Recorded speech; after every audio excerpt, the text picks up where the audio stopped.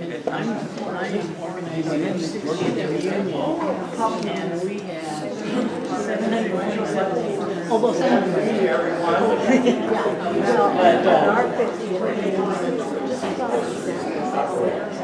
Good afternoon and welcome to everybody. This is the Sunday after Easter. Is today the Orthodox? Oh, it's Orthodox Easter. So happy Easter to everybody. And you can come in out of the rain. Yeah. Well, we're going to talk about Merle Hay Mall today. But before we start, I want to make a plug. How many of you like bingo? And how many of you like Lions Club bingo? And that's almost as good as Lions Club, pancakes. Now, this Thursday, the 16th, it'll be the day after tax day, so you'll have plenty of money. We're going to have at the Lions Park Shelter House from 6:30 to 8:30, we're going to try to have a bingo night. So we want to try out our electronic system. So it's going to be a lot of fun, and we'll have popcorn and pop, and kind of treats and all kinds of good stuff. But it's just going to be a fun time. Cash prizes will run from 6:30 to 8:30. It's $10 per card. We've got the card for the whole night. So if you want to still play 3 cards, you can. Okay. We'll make arrangements for that. So it'll be a lot of fun. From 6:30 to 8:30 on Thursday, April 16th at Lions Park Shelter House. So we'd like to see you all there. And Where is that? you know where Lions Park is? Oh, sure. Yeah, it's just right across from Oh, Homestead. okay. Yeah. And so that's what that is. So I made my plug. Mary's happy with me now. Yes, we won't find it. Well, Okay.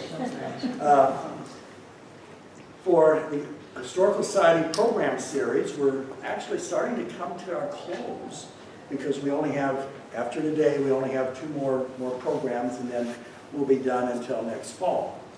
Next month, the second Sunday is Mother's Day. And we don't want to get on the bad side of mothers. So we will not have a program on the 10th, but we will on the 17th.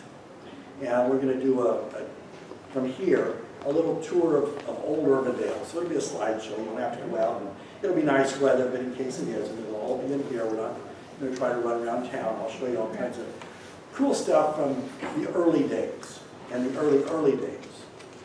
And maybe even a little bit earlier than that. Then, on June 14th, we're going to have John Palmer. Where are you, John? Kevin.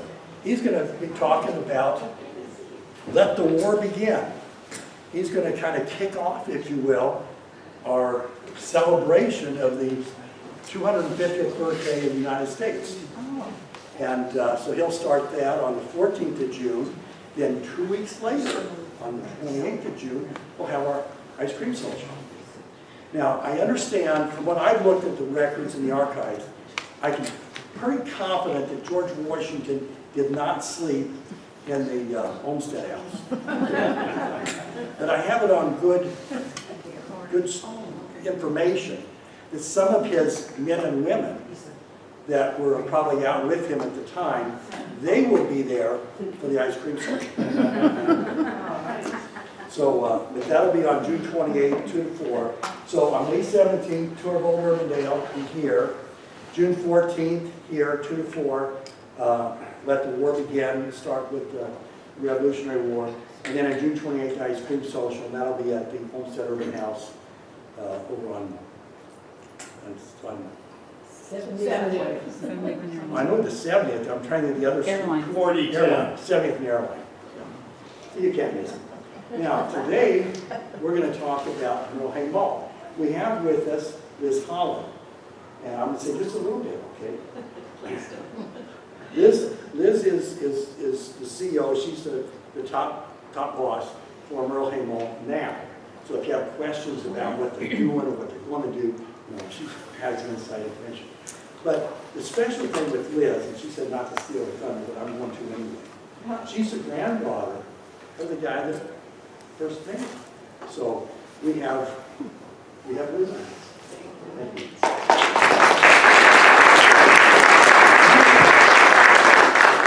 Thank you, Pat. I appreciate that. So it's a pleasure to be with all of you today. Thank you for having me.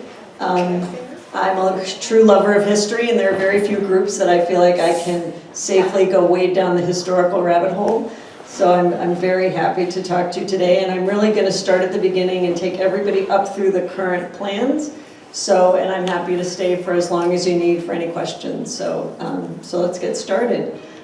This is an aerial photo, and what I love about it is that line in the picture is actually the strut of the airplane that had to take it. I just think that's pretty cool, given how far we've come with aerial photography. But this is a picture of the Passionist Fathers Monastery, which sat right at the corner of Merle Hay Road and Douglas Avenue. This picture was taken in 1956 when the Passionist Fathers decided that they were being encroached on by kind of the post-war housing boom in Des Moines, and they needed to move out to the more pastoral area, and so they put it up for sale. And my grandfather was, in conjunction with Sears, decided to buy it. And just to give you a little history about why this corner and why Sears and why 1956, my grandfather and his brother started our company in 1941, so about 6 months before Pearl Harbor Day. And they had been lawyers and accountants during the Depression in Chicago. And they were syndicating real estate partnerships for people who were buying real estate during the Depression. And my grandfather's brother, my great uncle, was 9 years older, and he said to my grandfather, "Joe, we can do this too. You go raise the money and I'll find the projects." And so by 1945, really just post-war, they started in the office building business in Chicago, and then they were in the hotel business. And Sears was one of their office tenants. And so in 1948, Sears came to my grandfather and his brother and said, "So there's this new thing called a shopping center, and we're not sure it has legs. But we need stores all over the Midwest to expand our footprint and reach all of these new housing, the new, the GI Bill and the rising middle class. And so how about we all drive around the Midwest and figure out where we need stores?" And so the first shopping center that they built was in 1948. And at the time, Sears was very concerned, truly, that the shopping center thing didn't have legs. And so what would happen, starting in 1948 in Springfield, Illinois, was Sears said to my grandfather, "You build a shopping center on one side of the street, Joe. We're going to build a store on the other side, just in case the shopping center thing doesn't have legs." And so they did that all over the Midwest. And what's exciting about Merle Hay Plaza is by 1957, when they acquired the land from the Passionist Fathers, it was the first time that Sears said, "So we think the shopping center thing has legs, and maybe we'll be happy to be part of the organized development." So this is the Des Moines Register article from, and I love this because it's my grandfather's writing, April of 1956, announcing that they had, "Oh, sir, I've given the PowerPoint to Pat, so he's happy to distribute it." And so this is, what was announced. They bought it for $550,000, and that was the total price. And this is the next part where they're going to start construction in April of '57. I love how he underlined his name. That's very cute. And so I apologize, I was not able to twist this, but this shows what it was originally supposed to be designed. So Sears Roebuck was going to be here, Yonkers was going to be on the far side, and it was really going to be kind of an ellipse of shops facing a parking field. That was the original design when they announced that the shopping center was starting construction.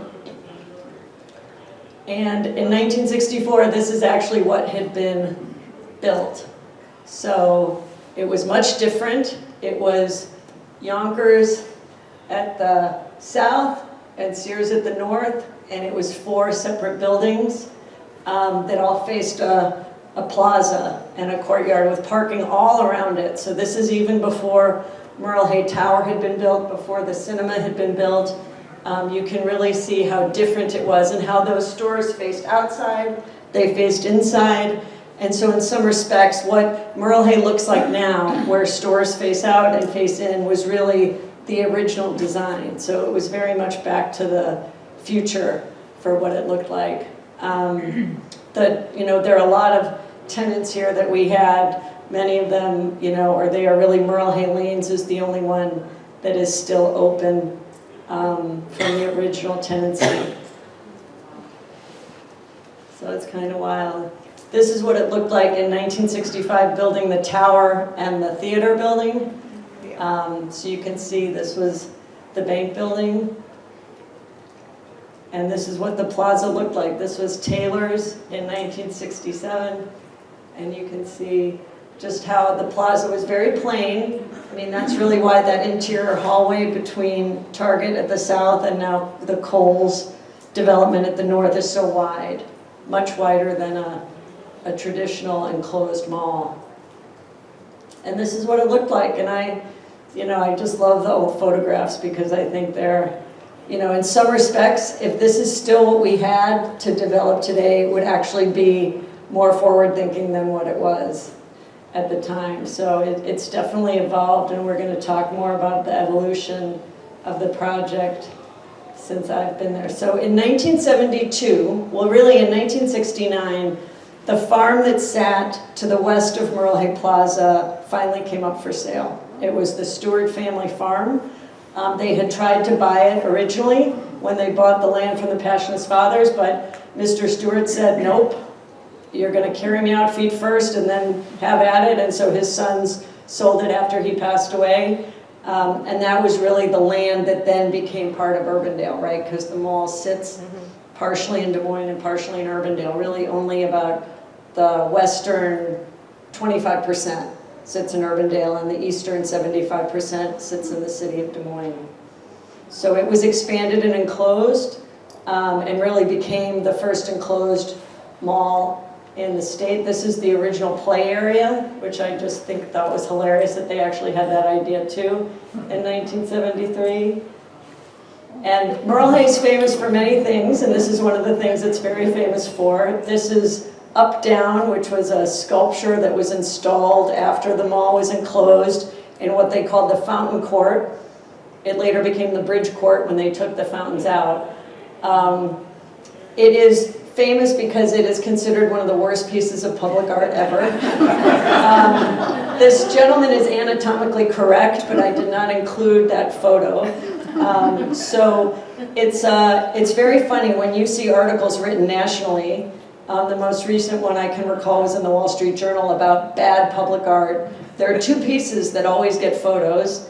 It's this guy, and it's a sculpture called Tilted Arc, which sits in front of the FBI building in the Southern District of New York, which really looks like a rusted wall. So I love that this is one, and that's the other. So that's a great question. In about 2000, when we were redeveloping the garden level, that's where it had been stored. And I said to our then mall manager, Linda Johnson, okay, Linda, here's your job. Find somebody who wants it. And she asked everybody. She asked the Urbandale Public Library. She asked Johnston. She asked Des Moines. Nobody wanted it. And so finally she said, my friend Jerry Scott lives on the east side. She has a beautiful garden. Can we give it to her? I said, absolutely, as long as Jerry comes and gets it. We don't deliver it. But so Jerry came and got it and put it on a flatbed truck. And my understanding recently was that Jerry gave it to Johnston. Yes. And it now sits in front of a building in Johnston. Like behind the building. So that was. I just saw it last week. It's yeah. like behind the building. Okay. So what people don't know is that the genesis of this sculpture being in the mall is kind of a funny, very inside story. So my grandfather was a huge lover of art, and particularly public art. And so when the mall was enclosed, he said, I would really like to put sculptures in a fountain and really make it a very pretty place to sit. And his partner at the time, a gentleman named Leonard Lamensdorf, said, that is the biggest waste of time and money I've ever heard of. I think it's ridiculous. And my grandfather persevered and bought the sculpture that currently sits in front of Merle Hay Center to put into a fountain on one side. And I think Leonard Lamensdorf, and I know this for a fact, said, okay, I get the other fountain, and then he went out and bought this one. And this gentleman is supposed to be Richard Nixon. Remember, this was 1972. And so It's a little crazy, but yes, so it was very funny. I actually had the pleasure, I never knew Leonard Lammensdorf. He was far before my time, but he was certainly still alive when there was an article in the Wall Street Journal, I'm gonna say probably 25 years ago. And he called me from Los Angeles and said, I can't believe I'm talking to Joe Bell's granddaughter. What did you do with my sculpture? And I said, sorry, Leonard, we gave it away. So that was quite funny, but it's always good to be famous for something. So this is, I think, an amazing picture. Did he happen to mention how much he paid for it? He did not. Okay. He did not. I'm sure if he could have recalled that, he would have. He was that kind of guy. But this is an amazing picture to me because I'll tell you something. When I was growing up, it was a huge source of pride to my grandfather that he would say there was a license plate from every one of the 99 counties in the state of Iowa in our parking lot at the holidays.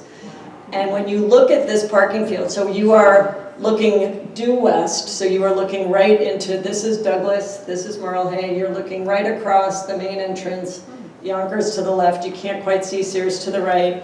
But look at how full the parking lot is. It looks like CarMax. It doesn't even look like a mall parking lot. I mean, that's a tremendous testament to what kind of an attraction and what kind of a draw it was then.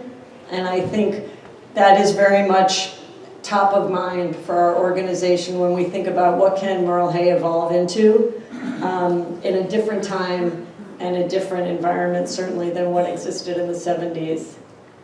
And so I'm putting this one out because this was the Montgomery Ward store that was built when the mall was expanded. It sat where the Yonkers store, the former Yonkers store, sits now.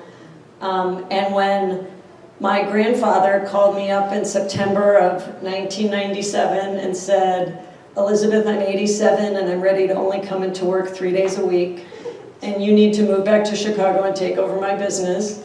It was not a request, it was a draft, and my number was 1, and they only needed 1 person. And the only overlap in my skill set, because I wasn't right out of school, certainly I had been out of school for 10 years at that time, was that I was a bankruptcy attorney, and Montgomery Ward was in bankruptcy. And so I came back, and my first order of business was get control of the Montgomery Ward store, which we did in the bankruptcy, which was something of a feat. And the goal was then to bring in another department store. And so the department store that we brought in was Famous Bar, which was one of the main department store companies from St. Louis. We tried to get Dillard's. Dillard's was certainly better known in the state, but for whatever reason, Dillard's wasn't that interested, and I kind of didn't know what I didn't know, and I just was calling all the department store folks and saying, do you want this store? Because I have control of it in the bankruptcy case, and many department stores called me back, and so I said, okay, well, I really want it to be a Famous Bar store. I don't want it to be a Jones Company store. When Westroads got control of their Montgomery Ward store, they turned it into a Jones Company store. And I always felt like, again, not knowing what I didn't know, that all of the executives of the May Department Store Company walked underneath a sign that said Famous Bar every day in St. Louis to go up to the executive offices, which at the top of that store in downtown St. Louis. And I figured if there was one name they weren't going to let go down with the ship, it was going to be Famous Bar. So I insisted that it be a Famous Bar, and they complied. And so that was very exciting because, as you recall, in 2001, when this store opened, Yonkers was it, right? Jordan Creek wasn't built. It was Von Mauer and Yonkers and Penny's at Valley West, and it was Yonkers and Penny's and Montgomery Ward and Sears at Southridge. And it was, you know, Kohl's used to be the Yonkers store from home at Merle Hay, and then in 1992, Yonkers closed their stores for homes, and so we put Kohl's in there. And so we put Famous Bar in. And Famous Bar, I think, didn't appreciate that every purse in a 6-county area around Des Moines had a Yonkers credit card in it. And they kind of underestimated the power of the brand, of the Yonkers brand, and they underestimated the allegiance of the shoppers. They just really did. And I think they thought if they came in with the same offering, they would get the same level of sales, and it just simply didn't happen. And so in 2003, so this store was only open for 2 years, Famous Bar came to us and they said, okay, Liz, we've decided to sell our store to Yonkers. I said, that's great. I hope they're going to be happy operating a famous bar, because in your agreement with me, it has to be a famous bar. They hadn't quite thought about that, and so I said, well, if Yonkers wants to get out of their current store, right, which was the store that was rebuilt when after it burned down in 1978, I need exactly the tenant that I want to come in at Yonkers. And so we held out, and we didn't say yes until we talked Target into coming to the mall, because I will tell you, when we built that play area that still exists today in the mall, I would sit there, this is long before I had children of my own, and every mother who had to leave would say to her friends, I gotta go to Target. And so I said, that's the store we need, right? If we want people to stay here, if we want to recreate exactly the parking lot that I showed you before, where Merle Hay was a weekly needs destination, not just a monthly needs or a quarterly needs destination, we needed to bring in Target. And so what was amazing was when we went to Target, it was 2003, Target only had about 1,200 stores nationwide, only 60 of them were attached to enclosed malls. So it was very unusual, and it was even more unusual that they had an entrance into the mall, because their view was always, we want to be able to do business whether the mall lives or dies. And I said, no, it's very important that you have an entrance to the mall, the same way we've said to all of the retailers that we brought in after Target, you know, kind of on the streetscaping that we did along Merle Hay Road, you know, in 2007 and 8, that everybody have an entrance on both sides. And so Target came in, and Target currently, this is their #1 P-Fresh prototype store in the region. What that means is that it's 126,000 square feet. That's kind of their descriptor of it. It doesn't get compared to the Super Targets. It doesn't get compared to the Heartlands. Only gets compared to those Target stores that are that big. And so to give you some reference, there are only 2 Target stores in Des Moines that are in that category, many more in what they consider their region. It would be the store across from Valley West and the store that's attached to Southridge. So those are the 2 ones that we compete with directly. And so now we get to the arena. And so this has been, if a child had been born, the first day that I met with Mayor Andewig, talking about, at that time, that would have been May of 2018, so 8 years ago, all we knew was that Yonkers was going to close. Yonkers sat entirely in the city of Urbandale, so obviously our conversation started with Urbandale. But that child would be in 2nd grade, so that is how long we've been working on this. It has been a Sisyphean task in every way, shape, and form, but this is what we're going for. You know, initially when we had partnered with the Des Moines Buccaneers, we thought that we could reuse the physical walls of the Yonkers building. We were going to have to raise the roof because we had to get rid of all the columns and everything on the inside, but we thought that we could reuse the structure pretty effectively. And over time, up until really last summer, that building is now going to be a brand new building. So we're going to take down the Yonkers store, we're going to take down the food court. It's going to be a brand new building. It's going to look completely new. It's going to look completely different from the rest of the mall. You know, one of the challenges visually when you renovate anything is it's always going to kind of look like it used to look. You can't really change that. But we're very excited that it's both more cost effective, and it's a vast improvement on the spectator experience, the user experience. Everybody's experience is better in a new building. We learned the hard way when we built Flick's Brewhouse that it's very difficult to retrofit an existing structure to accommodate a completely different kind of use. And so really, why sports, right? And I think it's very instructive to think about back to that full parking lot. You want to be the daily needs destination, you want to be the weekly needs destination, you want to be the quarterly needs destination. So you really have to balance now competing not just with the shopping centers across town, but with the internet, right? There are many more means of distribution now than there used to be. And I think that when you think about the projects nationwide, not just in Des Moines, who have survived and thrived the evolution of retail real estate, it's because they've evolved with the times, right? It was pretty clear to us when we were going after Target that Jordan Creek was going to open and it was going to completely wipe out Valley West. Nobody knew how long it was going to take. I think Valley West hung on much longer than anybody anticipated, principally because of Von Mauer. But now I think everybody can see what happens when you really have something that's identical to what it was, only it's the newer model, 3 miles away essentially as the crow flies. And so when we were thinking about Target, we were really thinking about being very intentional about becoming a weekly needs destination. Having a grocery store as part of the mall was really a pivotal change to why people would come, right? What would be the reason for them to come? And over time, when we added all of those junior anchor spaces between what was the brand new Target and the former Sears store, it was to do exactly that. It was to have people have other reasons to come to the mall in retailers that weren't traditionally mall retailers. So if you drive up to Merle Hay Mall now, it looks like a strip center that happens to have the entrance to a super regional mall right in the middle. It really doesn't look like a mall, right? It doesn't have these big blank walls. Everything was always inward facing, right? Back to what Merle Hay Plaza looked like. And so we needed to kind of make it outward facing, we needed to make it inward facing.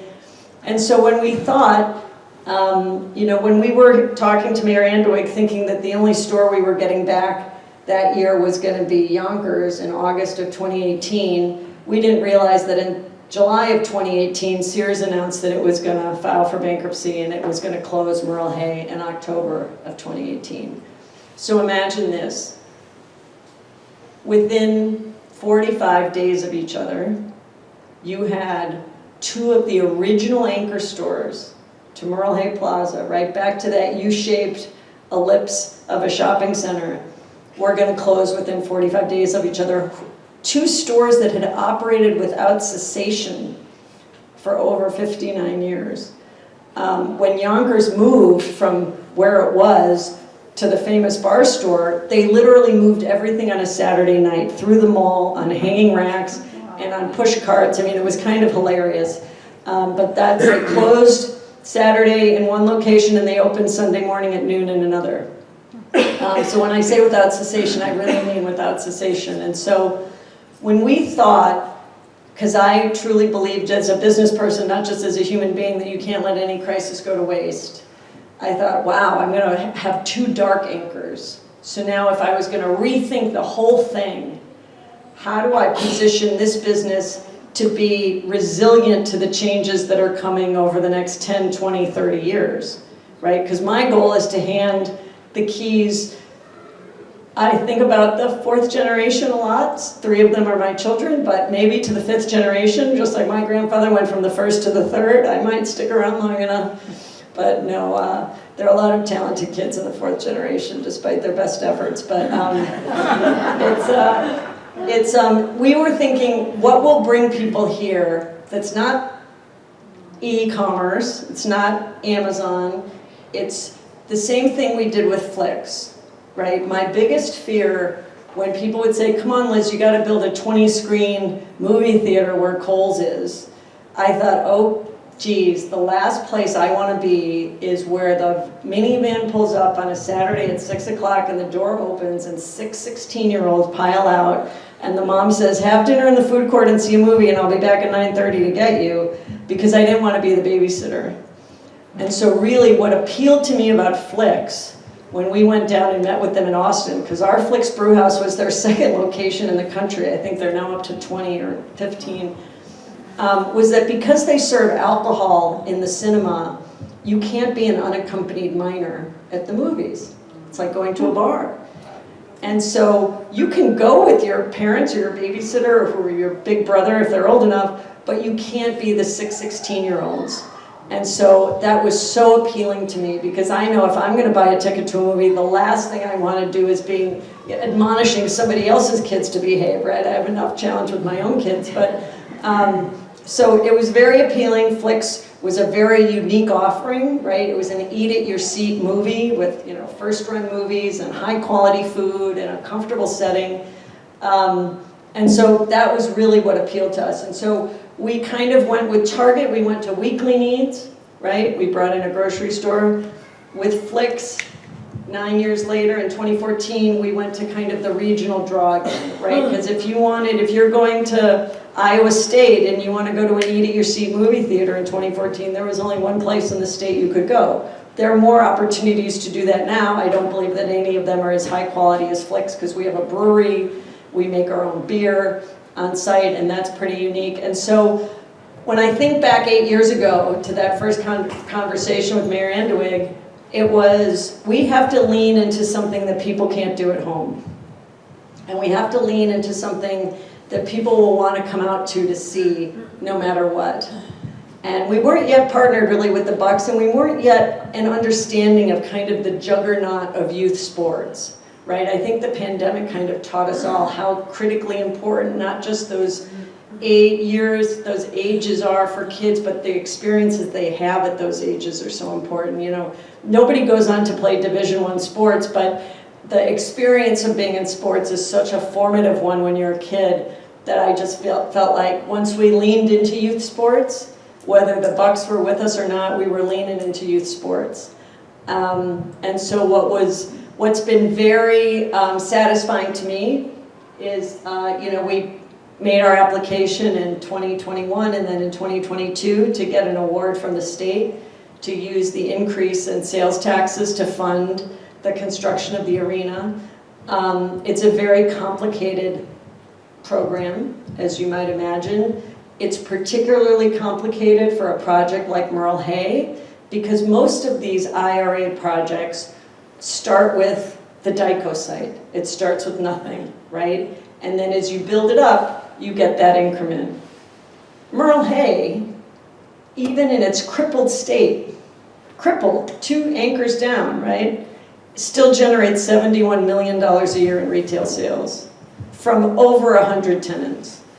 And so both the Department of Revenue's understanding, the City of Urbandale's understanding, my understanding of how complex that is to track those sales, right? To track the sales tax permit numbers of those retailers is even a whole nother layer of complication. And so when people ask, Liz, this has taken so long, can you just move on? What are you doing?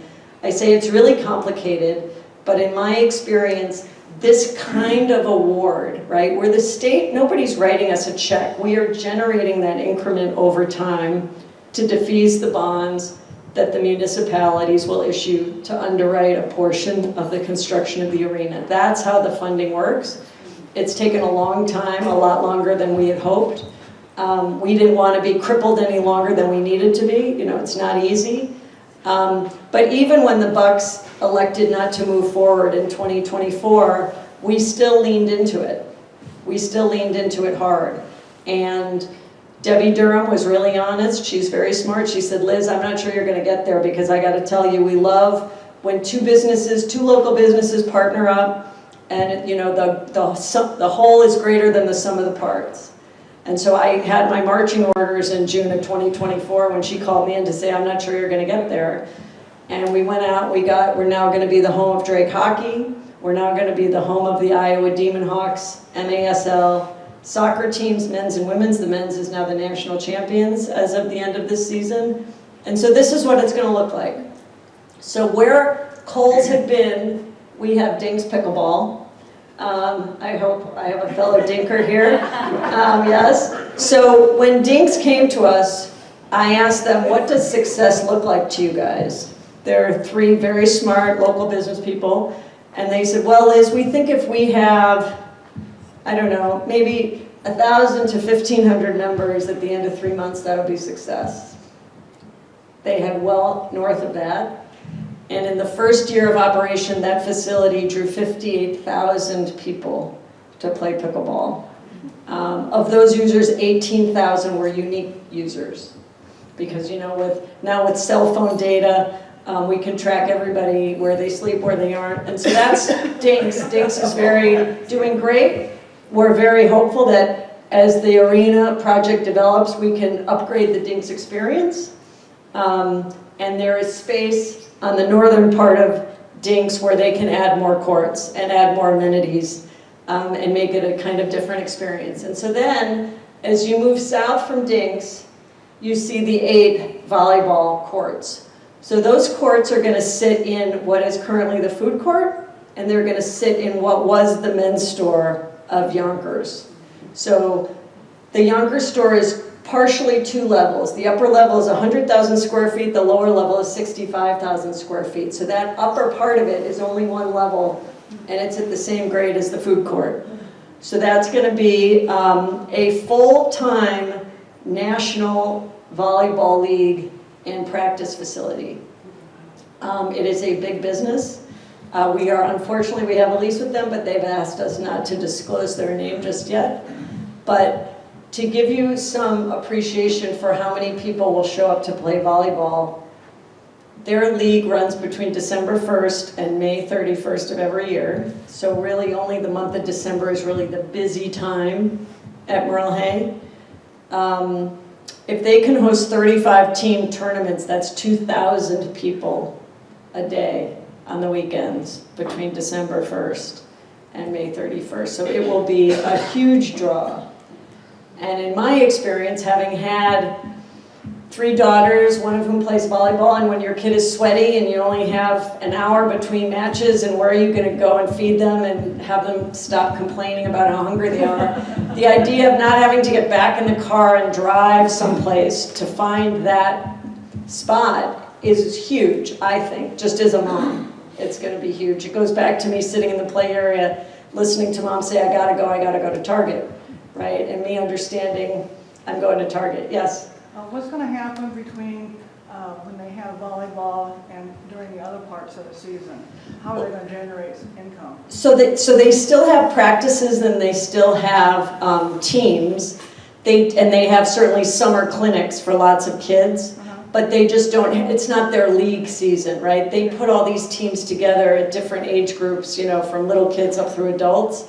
So the league season runs, but they're open all year round. So they can still pay their rent. Absolutely, yes, no worries about that. And then south of that, you have what will be the arena. The arena is going to be 3,500 seats. It is going to be a base of ice, so ice will be the base use. It will be ice most of the time, and it will be the home of the Drake hockey program, which we're very excited about. Drake currently has 2 men's teams, and 1 women's team, but they don't have home ice. And so my understanding from the young men that I met from the Drake hockey team is the idea that they will have a home locker room, that they cannot have to carry their stuff all over creation to come to practice and come to play, will be a huge benefit to Drake really saying that it's a serious hockey program. What's been interesting is we've been working with a consultant who works internationally. He's from Canada, but he lives in the United States now, who builds these arenas all over the country with hockey. And he has told me since we won the men's gold medal and the women's gold medal, his phone is ringing off the hook with schools and communities and counties and states who all say, we want hockey. How do we get hockey? We need hockey. And so we've been lucky to have his expertise. And so this is what the hockey arena will look like. This will continue to be an entrance to the mall. This will be the main entrance to the arena, right off the mall concourse. It will be what's known as a concourse loaded arena, where you come in on the concourse level and you walk down to your seat. So the lower level entrance will really be for players and coaches and referees and support staff. The company that we're working with who's going to manage and program the arena is VenueWorks, based in Ames. They recently redid the dinner theater, the Heckman Ingersoll Dinner Theater, yes. So we're very excited to have their partnership. And so it will be the home, as I said, of Drake's men's and women's hockey. It will be, this is what it will look like as a hockey arena.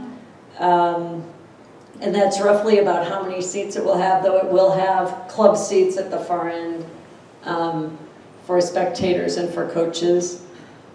It will be the home of the Iowa Demon Hawks indoor soccer. It's men's and women's.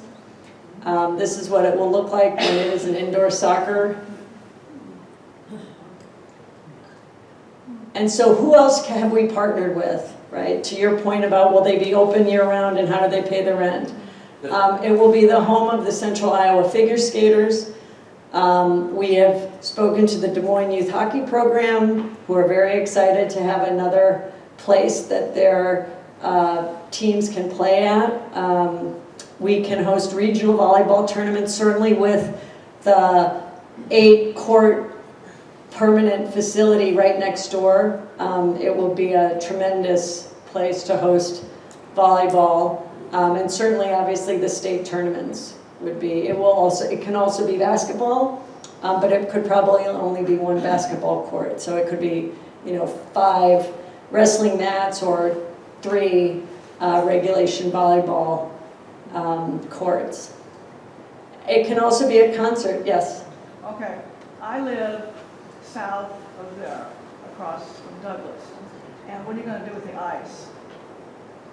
I'm sorry, with the ice Take the that. ice out for like soccer or volleyball? So there are blankets that you put over the ice, Oh, okay, just like they do at Wells Fargo, now Casey's. okay. Because When- what's happening is we have a big storm drain that goes under Douglas. Yes. And it goes down between 62nd and 64th. Yes. And it's a big creek. Yes. And it always floods because of all the water that comes from the Merle Hay Mall and the houses in that area. So I would take that up with the city of Urbandale, because I think they've just made that pipe bigger because they dug up our property to do it. Okay. So, yes. No, I agree with you. They brought a pipe all the way from Airline Drive and 70th, all the way down into our property and out. Okay. So it's not going to get better, but I don't know that it was all a problem of Merle Hay's making. No, it's all the housing and everything else. Possibly, sure. Yes, sir. How much further south will that extend towards Douglas? It will not. It will not be beyond the footprint of the current Younger store. No. Yes. Earlier, when you were talking about volleyball and your sweaty kids and getting them something Yes. to eat, maybe I missed something, but is there going to be a different food court? So we are talking to our food court tenants about relocating to other parts of the mall. Okay. Food courts are not what they used to be. No, they're not. And so our hope is that at the entrance that I showed you, sorry, at this entrance Right. would be a natural place for more food, just as we've put 5 guys at the main entrance. Yes, correct. So that's the hope. So it will also be a 4,000 seat venue for concerts. So once you can put chairs on the floor on top of the blankets that would cover the ice and protect it and keep it cold, that is the size of the facility for concerts and for other live performances and events. And so we really see this arena being exactly the size that the market needs, right? Casey's holds 16,000 people, which is tremendous when Paul McCartney comes to town, but not too many people can sell every one of the seats in Casey's arena. And so many of those events, they have the upper decks, curtained off, which changes the environment, I think. And so we're very excited that this will be an easy size to fill for shows that, as we know, drive right by us on the interstate going between, Chicago and Denver, or all those tour buses. This is a rendering of what the volleyball facility will look like. It will be there all year round. To give you an idea, 11,000 children go to school within 2 miles of Merle Hay, if you include kindergarten through 12th grade. Yes? So you talk about having state tournaments here, where are the spectators going to sit? So the spectators would sit on this side and on this side. Sometimes they sit in between, but you can see where it's, it's just on bleachers. It's not a permanent thing. We are talking to them possibly about putting a mezzanine in so that you can look at both sets of courts at the same time, but that is currently the plan. This is what I talked about with regard to the volleyball facility. I don't know if you've had the pleasure of going to any place during a volleyball tournament. It's pretty crazy. I didn't quite appreciate it until I was in St. Louis with my daughters, and I was wondering where all these 6-foot women going. And it was pretty clear that they were there for a volleyball tournament. And it was literally 6,000 young women showed up in St. Louis over a weekend in February for volleyball. So this would be the timeline optimally. We've hit a couple of snags, but we think we can make it up. Our hope is to start demolition. As I said, it will be a new facility in the end of the summer. We would open the volleyball facility first. They are kind of chomping at the bit to get going and to get into a new facility. We would then begin obviously renovating the rest of the mall, right? Because you don't do just this, right? All of the projections that we've presented to the city of Urbandale include all of the new tenants we're going to bring to the mall, because that's generating, back to my point, sales zero to whatever they are, as well as the increase in sales at our existing tenants, which I think will be tremendous. I mean, I had a very funny experience. I came out for the seniors pickleball tournament, and of course I was watching it at Ding's, and this lady turned to me and she said, "Where can I go to get some Aleve?" Which I thought was kind of funny at the seniors pickleball tournament. But I said, "Just go out through those doors and walk to Target." She goes, no, where do I drive? I said, you don't need to drive. You can walk out through those doors and get to Target. Just follow the signs to Target. And she turns to her friend, she's like, "Julie, we can walk to Target." It just seemed like such a crazy thing, because clearly they had come in off Aurora. They drove right up to Ding's. They didn't kind of appreciate what was beyond. And so all of a sudden, she's like, "What else can I walk to?" And so off they went. So it was very fun. So, this is the second part of the timeline when we would start building not just a new store north of Kohl's, but other new stores. You can see the summer of 2028, but other stores within the mall. Because the goal, back to the hybridization into making the mall a weekly needs destination, is we are going to do the same streetscaping on the Douglas Avenue side that we did on the Merle Hay Road side. So if you start at Target at kind of the south and the east, and you come all the way north and west to the new entrance to the arena, right, with game day and the Flicks marquee entrance, we call it, in the middle, we have systematically vacated those spaces inside the mall so that when we're ready to go, we can bring in, really tremendous retailers that will understand the benefit of being a strip center location and also being a mall location. When we did that in 2007 and 8, those tenants, Ulta, Shoe Carnival, at the time Staples, they were not used to having two entrances. Everybody, when I went to them with this idea, told me that I was smoking something. And what was so gratifying to me was when Staples opened, the manager said to me, "I'm so angry at our operations people, I wish I could invert my store. Because I don't have cash wraps at the mall entrance, and that's where everybody walks in, buys something, and then has to walk right back out through the store." He said, "I wish the whole store had been inverted, based on the number of customers that come from one door versus the other." So that's been very gratifying. And now Old Navy is going to move up next to between Ross and the main entrance, and then we're going to redevelop the Old Navy space. That has come full circle. When Old Navy opened, it opened in the old Walgreens in 1999, if you remember. It was 21,000 square feet. It was the strongest Old Navy opening, second only to Anchorage, Alaska at the time. People were so excited for them to come. And when we went to do the streetscaping in 06, after Target had opened and it was such a runaway success, Old League said, Liz, we don't want 2 entrances. We'll downsize and move across the hall. And so that we were able to bring in Shoe Carnival and Ulta into that space. And now they want to be on the streetscape. So they're going to be relocating back. So if you stay still long enough, everything comes back. So this is kind of the facts of what we will be adding as a part of this redevelopment plan, right? It's going to be a new anchor store north of Kohl's.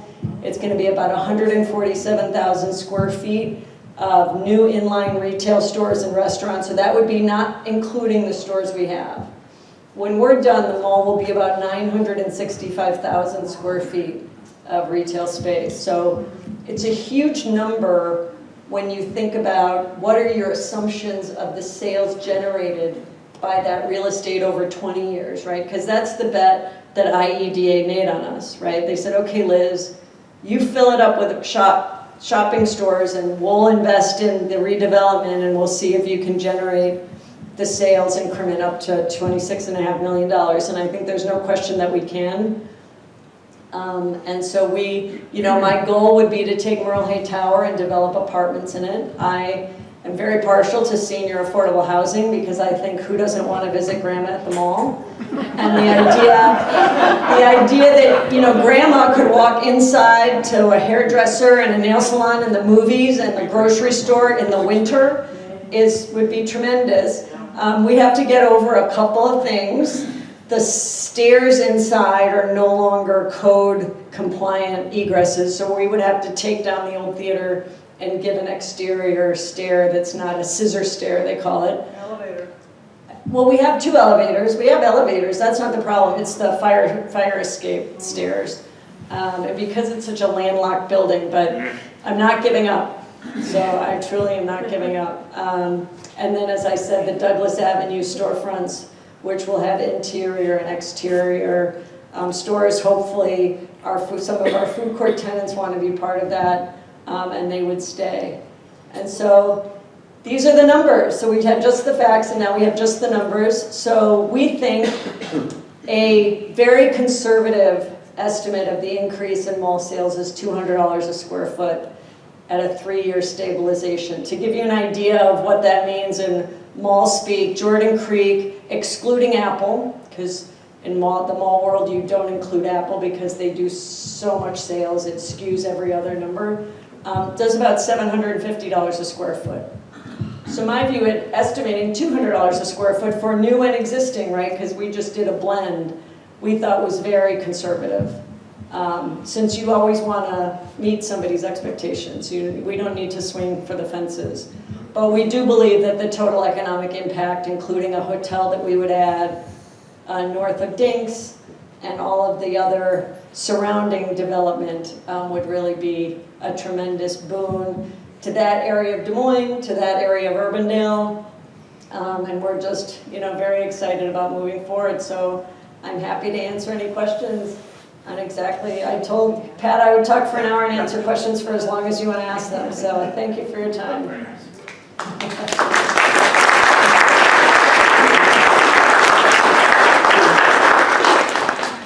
Yes. Are there any plans for the reopening the basement where the McDonald's and all those used to be? So we have spoken to some local developers who do a lot of entertainment uses.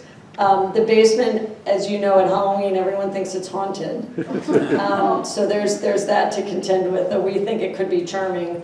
No, we are committed to figuring something out about the basement. Certainly the Merle Hay Lanes does quite well on the south side of the basement, so doing something on the north side would be, but it would be an entertainment use, it wouldn't be retail stores. Do you mean it's not haunted? Oh, it is fully haunted now. No, it's If you're trying to fundraise, there's the Gen Xers and millennials will pay good money to go back down there. Exactly, So are you. no, it's definitely haunted, yes. Oh, me? Yes. Okay, when were they proposing to start the hotel? So the hotel would open commensurate with the arena. So we wouldn't do the hotel, we would sell the land to a hotel developer. Okay. And the same is true for Merle Hay Tower. I'm very good at sticking to my knitting. I don't do hotels, I don't do apartments, I do retail, so. Well, there's also talk about having a strip mall there too, A strip mall where? right by the hotel. or in front of the hotel.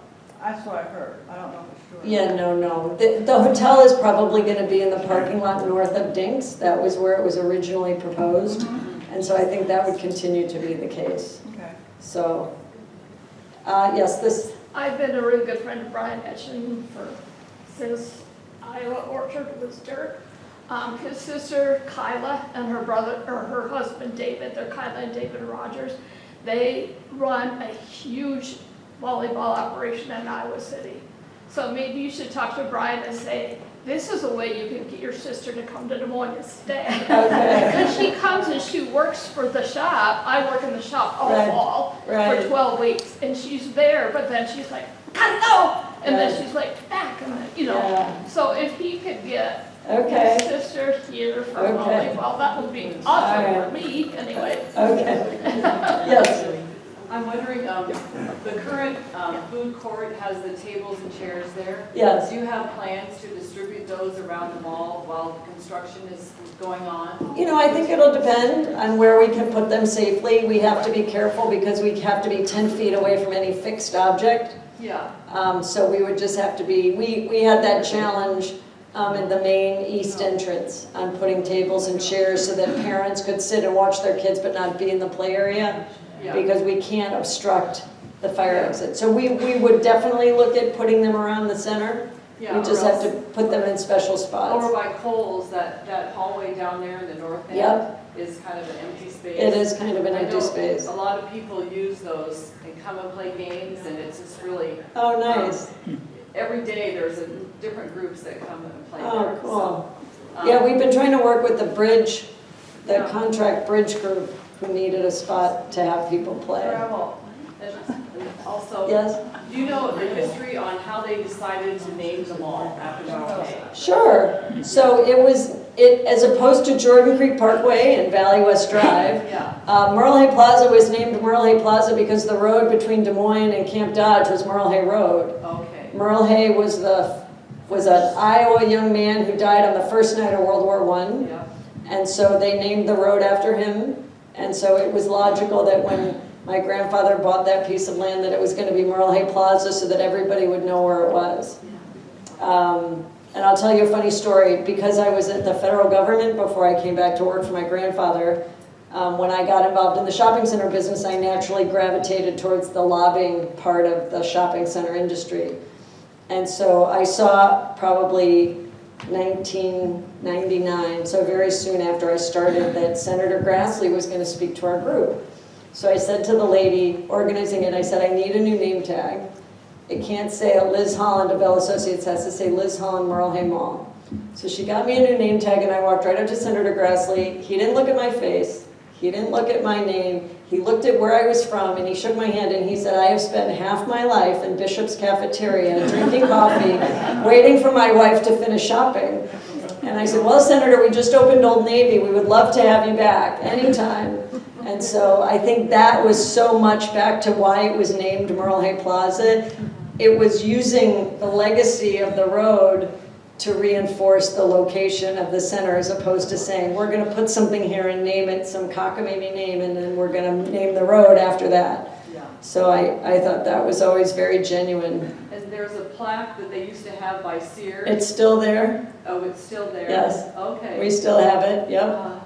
And how about the parking ramp to the north? Is that going to stay there? Yes, that will stay there, yes.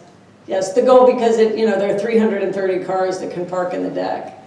And so it's a very useful, And there used to be a ramp to the south. there did. And what? We took it down when we built Flicks so that we could have that same streetscape opportunity I in see. 2014, yep. And then who's in charge of taking care of the parking lots and the road? So- Because they're- Well, so which part of the road? Because there are parts of the road that we've had some performance issues with. Right by IHOP. Yes, And then up to the north as you go around. yes, It's like you have to dodge yes. huge holes. So part of the concrete that was replaced by Urbandale with the storm sewer degraded so quickly that they had to dig it up, and those are the gravel areas. Yes. And then the stuff west of it will be replaced when the mall gets renovated. Right. Are they completely taking out the food court? Yes, the food court is gonna go away. Because where my It's hard parents for were me to- alive, Dad always wanted to go to the Made Right place. and Yes, He would always mangle it, because he'd always say, well, I'll have a Made Right. yes, yes, sir. It's hard for me to visualize this, because I was at Urbandale schools when they built the original mall. Yes, And I gotta tell you a little bit of a humorous story. We had freshman initiation day, and a group of us senior boys took a group of freshmen up to the mall and made them duck walk up through the mall. Needless to say, we got in a bit of trouble on that. yeah. Yeah, well, so what year was that, would that have been, sir? Oh, it would have been the 60s. Okay. Oh, that's tremendous. We had some good times. there. Yes, absolutely. With schools in the mall, and I don't know the years, I'm from Indiana, so this was before my time. But I think it was in the 50s and 60s, the population was growing so much, bond limit in the Urbandale School District was such that they couldn't build the schools fast enough. And so there was one point where, I mean, literally, if there was open space, they'd put a blackboard and say, okay, this is a school. And I don't remember what years, but a lot of the kids were in the Urbandale part. Yeah, you can tell us. Yeah. Because you were there, weren't you?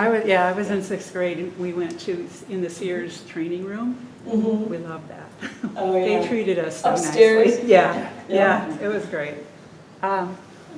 That would have been, oh geez. I Well, I would wouldn't have been just say 10 or diapers, I'm 11, sure. so it would be Yeah. 65 years ago. Right. Okay. Yeah, long time ago. Yes. Have you talked to Penny's about moving to the Merle Hay Mall? So we have, and they have no interest.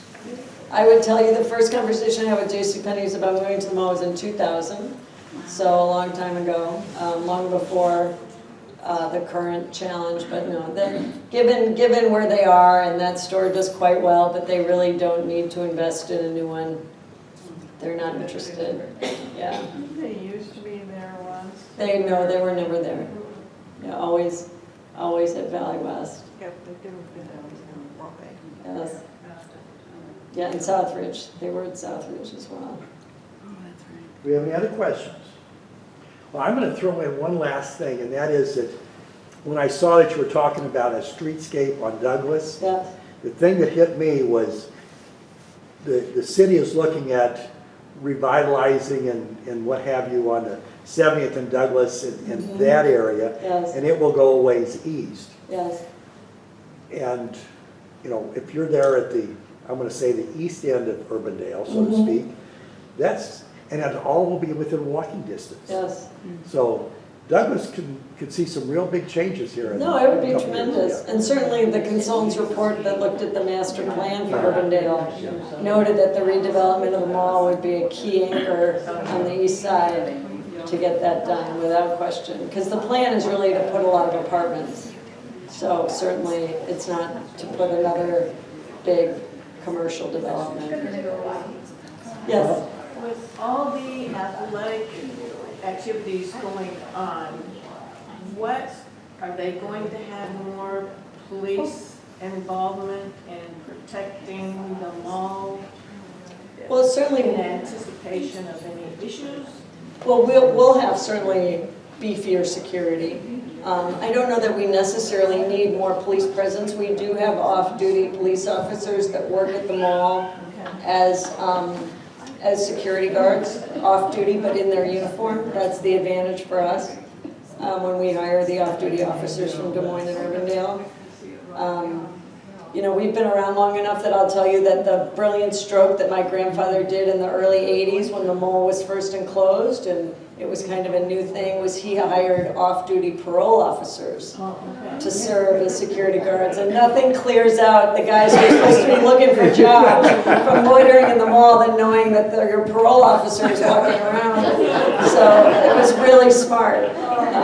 Yes. Just one more question. When you said you're going to build apartments in where the business offices were, Yes. what are you thinking about cost for that?